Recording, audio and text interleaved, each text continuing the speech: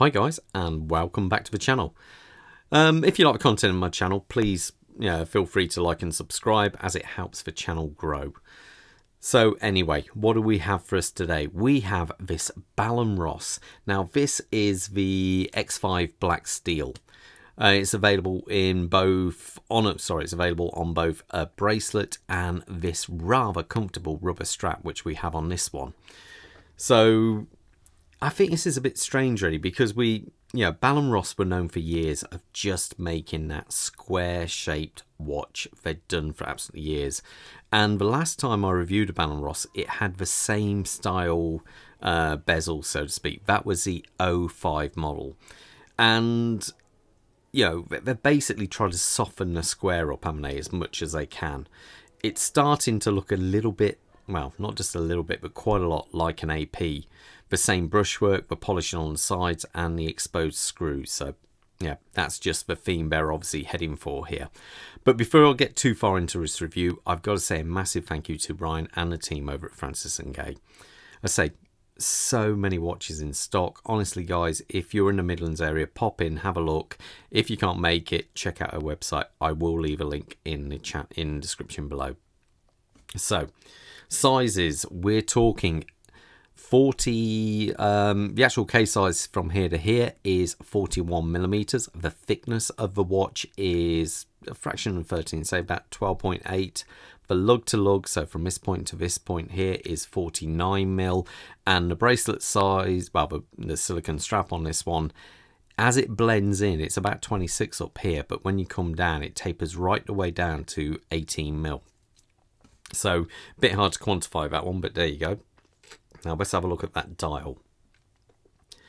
Now the dial on this, obviously we have these kind of nicely polished hands on here. We have a full white second hand, this exposed calendar works here, and a rather large power reserve. We do have quite a bit of text on here. We have a big Bell&Ross here, automatic chronometer, 100 meters water resistance. I just kind of feel like it's a bit busy. It's not a particularly large watch, but they just feel like they kind of did too much here with 3 days power reserve. Do we really need to know that? We can see a power reserve there. It could have been half this. I don't know. It just looks a bit busy, and especially with the open calendar works there. I don't know. It just seems like they could have done with less. Maybe get rid of the automatic or do something like that. It just feels incredibly busy. There's no doubt in its quality. It's got a really nice look to it. We have these applied hour markers going around here. We have this rather large beveled in chapter ring, which gives it a little bit of more depth really. I should point out actually the hour markers and the hour and minute hand are full of lume. So the lume's actually quite decent on this one. Now, as we come out from this, we have a flat sapphire crystal with AR coating, but it is completely flat. So past that, obviously we've got this kind of brushed bezel on here, and we've got these fixed screws. I often hear people say, how on earth do they line the screws up? And what you've got to remember is these screws are most probably set in position, and then the backs are done up, and that side they're all at different angles. It's almost impossible to get screws to line up perfectly. So as we come round, nice polishing on this edge of a bezel. Then we've got this brushwork, satinized brushwork going on around there. Now this is where the case gets rather funky and interesting. Now we've got a very multi-level casework here. So you can see I can go, you can see just how far in that goes. Now it looks incredibly interesting and kind of quirky and cool, but I've just got a feeling that's going to get covered in gunge in there. So, this watch I think you're going to have to clean quite a lot, because it is going to be a bit of a kind of gunge magnet getting bits out of there. Obviously, even down to the lug guards here, we've got this again scooped inside, and it looks like they've actually bead blasted the inside of this and polished the outside.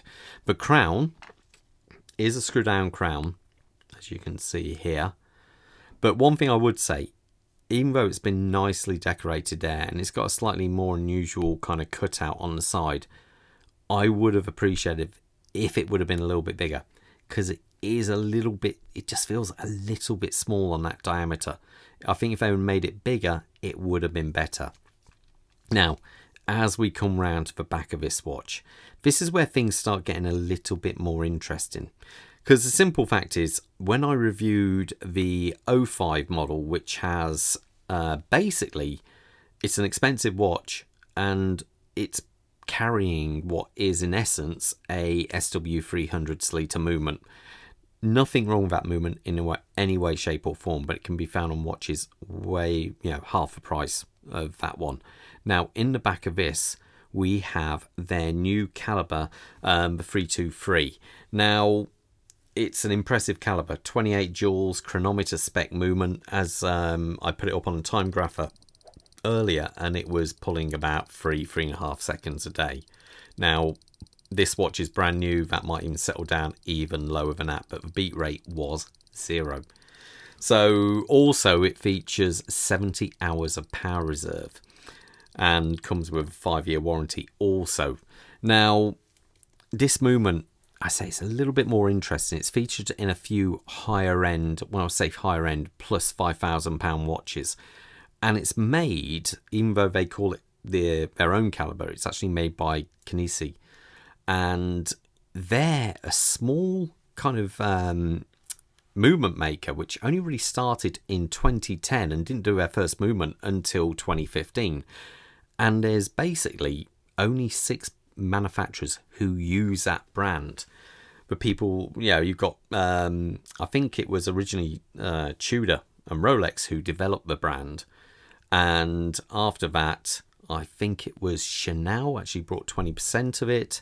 And now you've also got Chanel using it, you've got Tag using it, Fortis, Breitling, and Norcane, I think it is, Norcane, small brand, they use it. And it is an incredibly cool movement. The pivots and the back of it just look so blooming tiny. It is, the Chanel version, I think, has got one of the best looking versions of this movement. It is very, very cool. But there you go. So as we come out from the movement there, we have this silicone strap. As I say, it is also available on a bracelet. But one thing I would say, it's incredibly pliable, this strap. It is super flexible. It really is. Now, I wasn't sure at first. When I first seen this, I thought, I just didn't know if it kind of cheapened the watch. But honestly, it feels great. Really does. The clasp, simple fold over clasp. Simple and nice. We have the Bell&Ross logo on there, and it secures to the bracelet via 2 links there. So there's never a lot of strain just on a single hole. It does actually spread it out somewhat. Let me put this on my wrist and get an idea how it looks.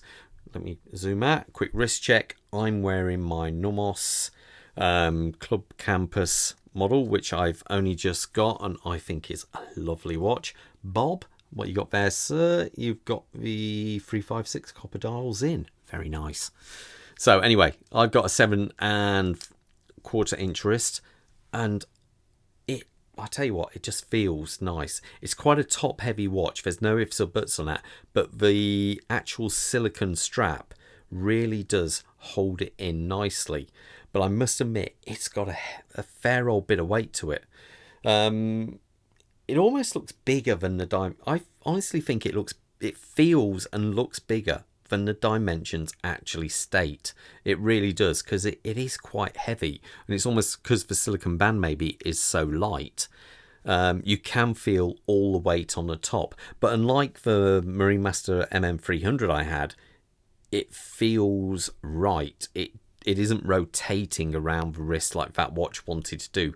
This watch is completely snug down and nice without feeling uncomfortable. But anyway, there you go. That's just my little look at the X5 from Bell&Ross.